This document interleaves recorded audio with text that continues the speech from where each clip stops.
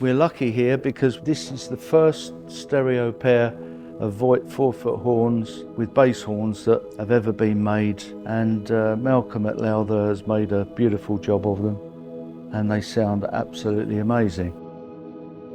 John was asked if a stereo pair could be made, and he came to me because he knew I did cabinet work for Lowther.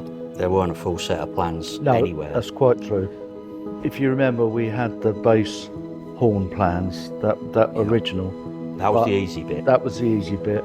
I looked into it, measured some of the original horns that John's got in his Lowther Voigt Museum, and started to draw up based on the existing plans that he had, and filled in the gaps as to what Paul Voigt originally had designed. And in the process, we learnt a few little tricks, didn't we? We did. The toughest part was recreating the proper Tractrix profile of the horn, because there weren't any existing drawings, but what we did have was a setting out of the dihedrals in the corners, and from that I could reproduce a cross-sectional Tractrix, and then I made some templates, took them down to John's place and compared them to the original, and the setting out was within a couple of millimetres. So all of Voigt's original mathematics worked out into modern geometry. The other tough part was the customer who originally asked for these to be done is in a domestic environment.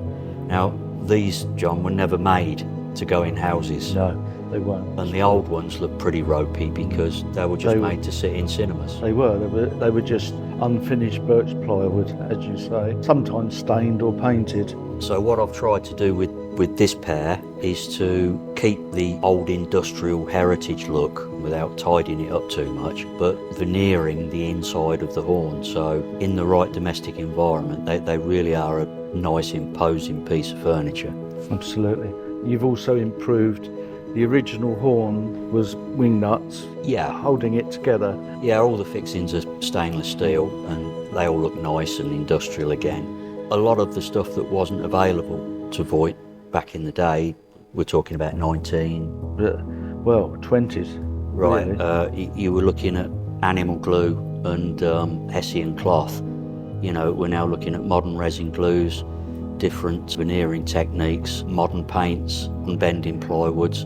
If these had been available to Voigt in the day, he would have jumped on them, and I'm convinced that this actually will make an improvement of sound.